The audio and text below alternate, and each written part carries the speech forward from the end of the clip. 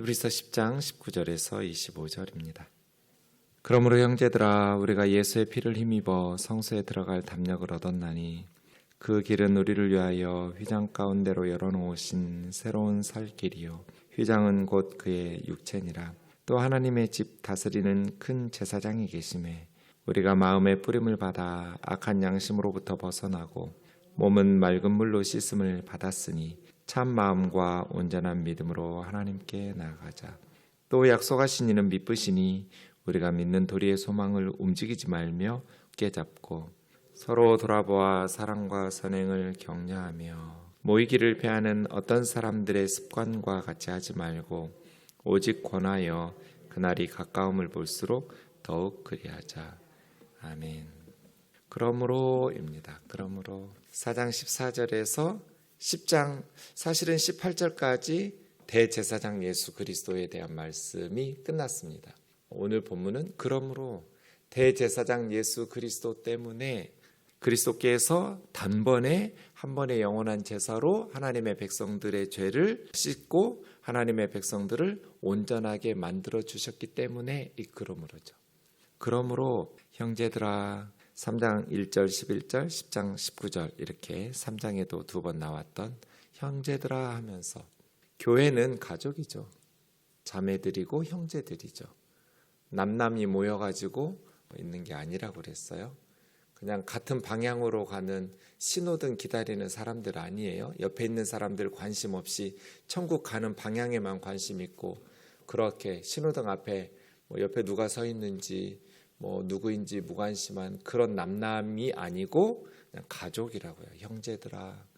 우리가 예수의 피를 힘입어 성소에 들어갈 담력을 얻었나니 상상할 수도 없었던 일이죠.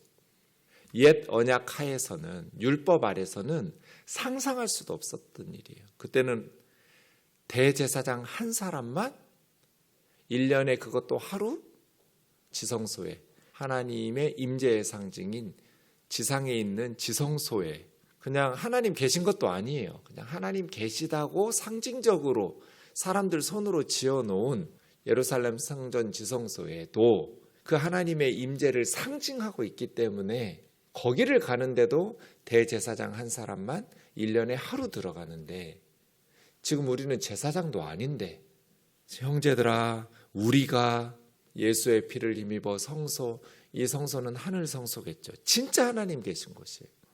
하늘 성소에 들어갈 담력, 이 파레시아가 담력이라고 하기도 되지만 권리, 특권, 자격 이런 뜻이라고 그랬죠. 하나님의 성소에 들어갈 자격을 왜요? 우리가 하나님의 자녀가 됐기 때문이죠. 이것이 예수님께서 세상에 오신 이유예요. 예수님 세상에 왜 오셨어요? 율법을 통해서 짐승제사를 통해서 우리가 완전한 속죄와 죄사함을 받고 완전한 구원을 얻어서 하나님의 집, 하나님 계신 존전에 나아가서 함께 살 수 있다면 왜 그리스도께서 세상에 오셨겠어요? 그 율법, 옛 언약 하에서 하나님의 백성이 온전히 구원을 받을 수 있다면 말이에요. 아론 계열의 레위 지파의 제사장들의 사역을 통해서는 불가능하고 그래서 새로운 대제사장 멜기세덱 계열의 예수 그리스도가 오셔서 우리를 위해서 십자가의 희생 제사로 예수님이 구약에는 대제사장들이 소와 염소의 피를 들고 지성소에 들어갔지만 이제 새 언약 안에서는 예수님 자신의 피를 들고 그리스도의 피를 들고 진짜 하늘 성소인 하나님 앞에 들어가 주심으로써 길이 열린 거잖아요. 그 길은 우리를 위하여 휘장 가운데로 열어놓으신 새로운 살길, 새로운 길이에요. 옛 언약에서는 없었던 길이에요. 그래서 휘장이 쳐져 있었어요. 그런데 새 언약을 통해서 예수 그리스도의 복음 안에서 휘장이 위에서부터 아래까지 찢어져서 둘이 되었어요. 하나님 앞에 나아가는 길이 오픈, 열렸어요. 그리고 그 길은 생명의 길이에요. 살 길이요. 역설적이죠. 예수님이 죽으셔서 우리에게는 생명의 길이 열렸으니까요. 예수님이 죽지 않으셨다면 우리에게 생명의 길이 열리지 않았겠죠. 왜냐하면 그 휘장은 예수님의 육체와 같았거든요. 한편으로는 하나님을 보고 한편은 사람들을 보고 그런데 하나님과 사람들 사이를 가로막아 있는 출입 금지, 너희는 내게로 들어와서 나와 함께 살 수 없어. 이게 휘장이잖아요. 그런데 예수님께서 십자가에서 그의 몸을 찢으셨을 때 영지주의자들이 그래서 틀렸어요. 예수님은 무슨 환상 가운데 임해가지고 고난받으신 거 아니에요. 육체예요. 사르코스. 예수님의 몸, 소마. 그 예수님의 몸이 찢어졌을 때 휘장이 찢어지고 하나님 앞에 나아가는 길이 열린 거지, 무슨 상상 속에서 교리적으로 환상 속에서 이루어진 사건이 아니에요. 십자가 사건은. 그런 영지주의, 초대교회에 가장 번성했던 영지주의자들의 거짓 메시지들은 존재할 수 없는 하나님의 말씀과 벗어나는 것이죠. 길이 열렸어요. 그래서 요한복음 14장 6절에 있는 것처럼 예수님의 말씀에 내가 곧 길이요 진리요 생명이니 나로 말미암지 않고는 아버지께로 올 자가 없느니라. 예수의 피를 힘입어 가야 돼요. 출애굽할 때 마지막 10번째 재앙이 애굽의 장자들이 다 죽는 심판이었죠. 그런데 고센 땅에 사는 이스라엘 백성들에게는 죽음의 사자가 넘어갔어요. 왜요? 그들이 피를 뿌렸기 때문이에요. 집, 문, 임방과 문설주. 그러니까 그 안에 있는 사람들이 얼마나 착했는지, 기도 열심히 했는지, 경건하고 거룩한지, 얼마나 선한지가 중요한 게 아니라 피가 뿌려졌는지가 중요한 거예요. 그 피를 보고 죽음의 사자가 넘어가는 거죠. 그래서 6월절이죠. 패스오버. 우리에게도 중요한 건 이거예요. 그리스도의 피가 뿌려져 있느냐. 그거 없이 하나님 앞에 나가면 죽어요. 죽음의 길이에요. 우린 죄인이니까 거룩한 진노가 하나님에게서 나온단 말이에요. 그런데 그리스도의 피를 힘입어 하늘 성소에 나아가는 사람들, 그리스도의 피를 뿌림받고 하나님 앞에 나아가는 사람들에게 그 길은 생명의 길이에요. 또 하나님의 집 다스리는 큰 제사장이 계심에, 하나님의 집은 건물이 아니고 하나님 백성이에요. 3장에서 하나님의 집에서 충성됐던 모세 이야기할 때 모세는 사환, 종으로 충성했고 그리스도는 아들로 충성했다는 비교가 있었습니다. 하나님의 집, 하나님의 백성, 그 하나님의 백성을 다스리는 분이 누구예요? 위대하신 제사장 예수 그리스도죠. 교회를 다스리시는 분 예수 그리스도. 어떻게? 말씀과 성령으로 지금도 우리 교회를 다스리고 계셔요. 하나님의 말씀인 성경, 하나님의 영인 성령에 불순종하면서 어떻게 하나님의 집이라고 할 수 있겠어요? 우리가 하나님의 집인 것은 하나님의 말씀과 하나님의 성령으로 우리를 다스리시는 그리스도가 교회의 머리이시기 때문이죠. 우리 우면동 교회는 목사나 헌금 많이 하는 사람이나 장로님들 몇몇 사람이 아니라 그리스도께서 영원히 말씀과 성령으로 다스리는 교회 되기를 주의 이름으로 축원합니다. 그때 우리가 하나님의 집이죠. 우리가 마음의 뿌림을 받고, 이건 내적인 성결이라고 그랬죠. 몸은 맑은 물로 씻었으니 이건 외적인 성결이에요. 마음에 뭘 뿌리겠어요? 그리스도의 피를 뿌리죠. 예수 그리스도의 십자가의 보혈을 우리 마음에 뿌려요. 왜냐하면 하나님을 섬기려면 새로워진 마음이 필요하거든요. 그리스도의 피로 우리의 마음이 새로워져요. 예수 그리스도의 십자가를 깨닫게 될 때, 예수 그리스도의 피가 우리 마음에 뿌려질 때 우리 마음이 어떻게 돼요? 새로워져요. 하나님께서 새 언약은 하나님의 말씀을 마음과 생각에 기록하신다고 그랬잖아요. 옛 언약에는 돌판에다가 기록했어요. 그런데 새 언약에는 우리 마음과 생각에 하나님의 말씀을 기록해요. 그 하나님의 말씀이, 예수 그리스도의 피가 우리 마음에 뿌려지고 하나님의 말씀이 새겨지면 우리가 어떻게 되겠어요? 예수 그리스도의 십자가의 은혜 안에서 말씀의 지배를 받겠죠. 말씀이 우리 마음판에 새겨지고 말씀이 우리 영혼에 새겨지면 우리는 회개하지 않으면 괴로워서 못 살아요. 우리 안에 성령이 거하시는 가장 확실한 증거, 회개한다는 거예요. 성령님은 거룩한 영이잖아요. 우리를 거룩하게 빚어가세요. 어떻게? 말씀으로. 하나님의 말씀으로 성령님께서 우리를 거룩하게. 그래서 악한 양심으로부터 벗어나요.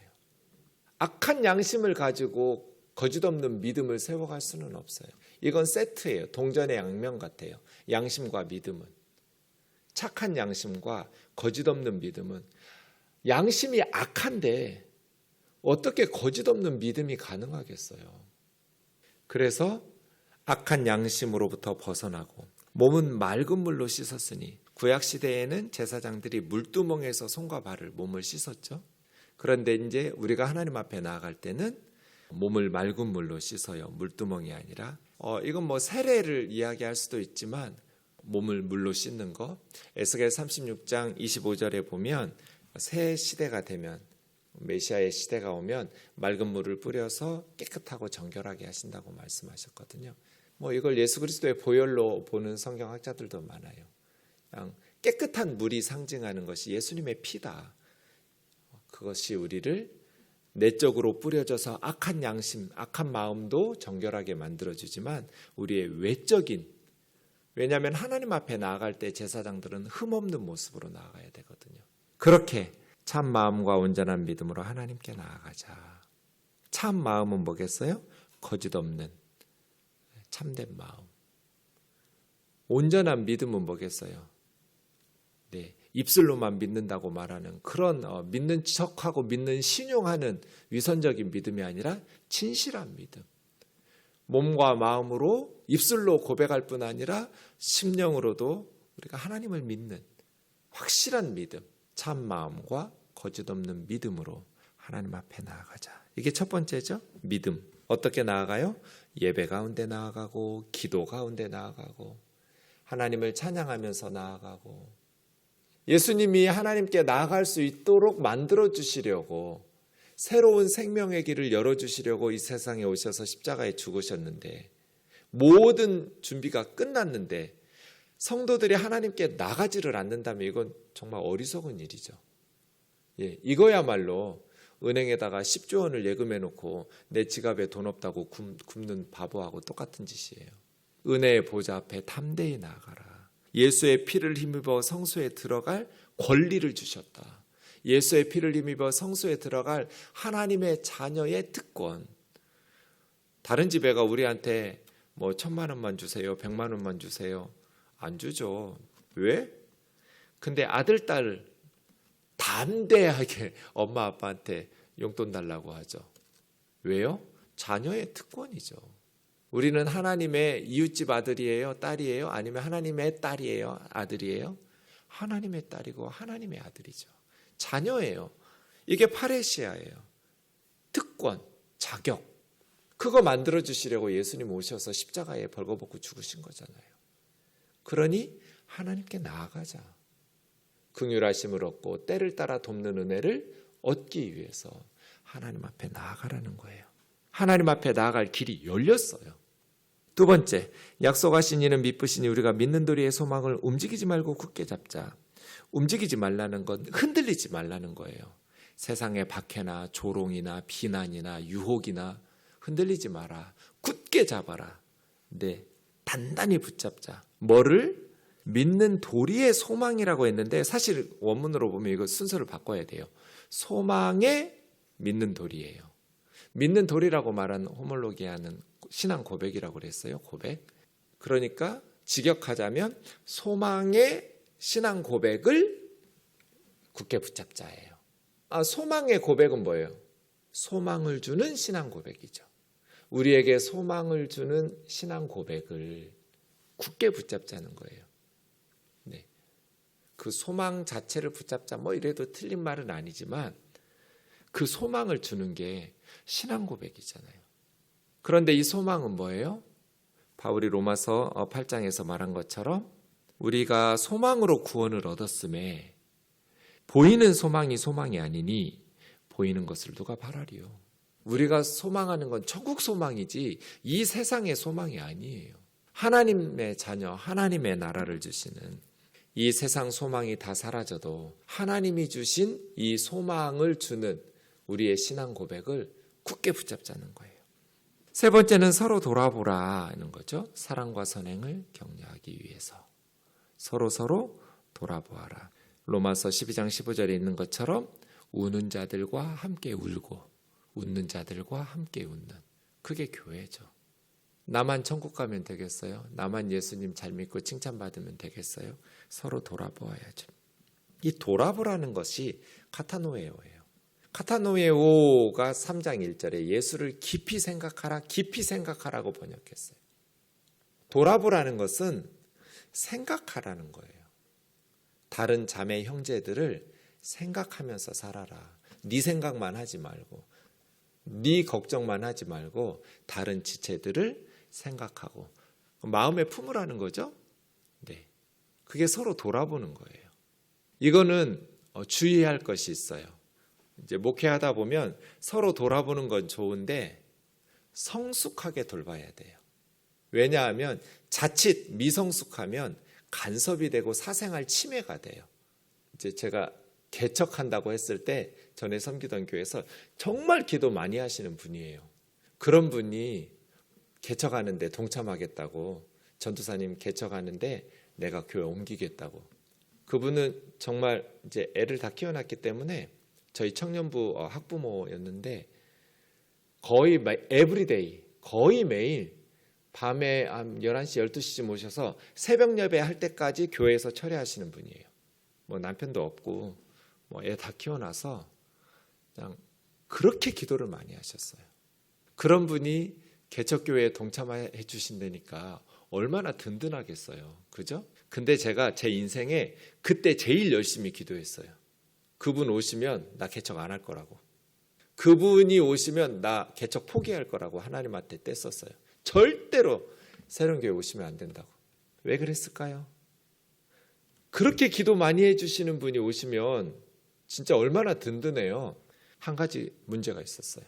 이 권사님이 기도를 많이 하다 보니까 성도님들을 위해서 하나님이 주시는 마음들이 있을 거잖아요. 우리 기도하다 보면 마음에 드는 생각이 있잖아요. 어떤 하나님이 주신 생각들일 수도 있고 내 생각일 수도 있는데, 그럼 집집마다 다니면서 그걸 이야기하는 거예요. 너 회개해라. 내가 기도해 보니까 너 나 기도 많이 하는 거 알지? 너 이렇게 죄지고 있다며? 이런 식으로. 목회자들이 목회를 할 수가 없어요. 하나님, 그 권사님 개척교회 오시면 저 못해요. 제발 안 따라오게 해주세요. 제가 그렇게 제일 열심히 제 인생에 간절하게. 정말 아깝죠. 기도 안 하시는 분이면 아깝지 않아요. 기도도 안 하는데 뭐가 아까워요. 뭔 도움이 된다고 목사한테. 근데 그렇게 열심히 기도하시는 분은 진짜 어떤 목사, 어떤 교회에게든지 매주 1,000만 원씩 헌금하는 사람보다 더 귀해요. 진짜 소중한 분이에요. 그런데 문제가 뭐예요? 하나님께서 우리가 기도할 때 주시는 생각은 우리가 품고 기도하라고 주신 거지, 그냥 쫓아다니면서 집집마다 다니면서 책망하라고 주신 게 아니에요. 그래서예요. 서로 돌아와 보아. 이게 꼭 필요한데 성숙하셔야 돼요. 미성숙하면 정말 목회를 방해하는 사람이 돼요. 그리고 사생활 침해하면서 교회를 힘들게 하고 성도들을, 믿음이 연약한 성도들을 다 막 짓밟아서 죽여버리는, 그래서 교회에서 떠나게 만드는 그런 걸림돌이 될 수 있으니까 여러분 서로 돌아보아 사랑과 선행을 격려하는 거, 선한 마음으로 하죠. 우리가 다 예수 잘 믿었으면 좋겠으니까 그렇게 권면하기도 하고 책망하기도 하는데 성숙하게. 옳은 말을 듣기 싫은 방식으로 하는 걸 잔소리라고 그러잖아요. 그죠? 꼰대라고 하기도 하고요. 믿음 없는 연약한 성도들이, 또 젊은이들이 정말 신앙의 선배들을 존경하고 따를 수 있는, 그래서 말 한 말씀을 하셔도 묵직하게 마음에 새기면서 따를 수 있는 그런 믿음의 선배가 돼야지, 서로 돌아보아 사랑과 선행을 격려하며 이걸 성숙하게 하지 않으면 제가 목회를 못해요, 여러분. 네. 그러니까 카타노에오 하면 돼요. 생각을 깊이 하면서 이렇게 말은 아끼면서 해야지. 놀래잖아요. 근데 별로 자신에 대해서 생각도 안 해보고 말부터 앞서면 잘 알지도 못하면서 이런 마음으로 반발이 생기거든요. 오래 기도하면서 생각하면서 사랑으로 선행을 격려해야죠. 모이기를 패하는, 아마 히브리서를 받았던 성도들 중에 박해가 심해지니까 예배 안 나온 것 같아요. 또 유대교로 돌아갈까? 이렇게 흔들리기도 하는 성도들이 있었던 것 같아요. 그들의 습관과 같이 하지 마라. 이승만 대통령이 그랬잖아요. 네, 모이면 살고 흩어지면 죽는다고. 신앙생활 그런 것 같아요. 모이면 살고 뭉치면 살고 흩어지면 죽는 거죠. 모이기를 패하는 어떤 사람들의 습관과 같이 하지 말고. 왜냐하면 우리가 양인데 이렇게 혼자 돌아다니면 맹수들의 밥이 되기가 너무 쉬워요. 양은. 그래서 무리 가운데 모여서 목자와 함께 그리스도 안에서, 예수님 안에서 함께 권면하면서 오직 권하여 무관심하고 방치하지 말라는 거죠.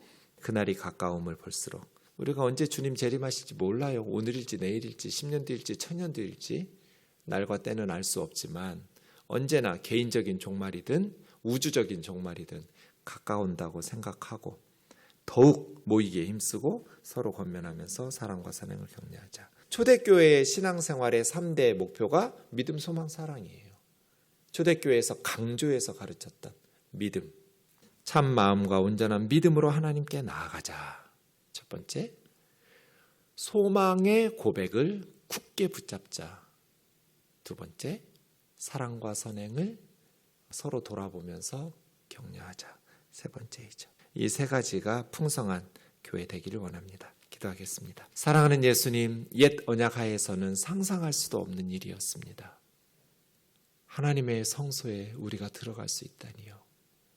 이 감격스러운, 이 놀라운 기쁨의 은혜를 주시려고 주님께서 십자가에서 몸을 찢으시고 피를 흘리셨음을, 이제 예수 그리스도의 보혈을 들고 하나님의 은혜의 보좌 앞에 나아가 담대히 기도하며, 그렇게 기도할 때 우리의 양심이 깨끗해지고 하나님 앞에 회개하면서 정결하게 말씀과 성령의 인도하심 따라서 주와 함께 걸어갈 수 있도록 주님 도와 주옵소서. 믿음으로, 소망으로, 사랑으로 점점 풍성한 삶을, 그리스도인의 삶을 살아갈 수 있도록 인도하여 주옵소서. 예수님의 이름으로 기도하옵나이다. 아멘.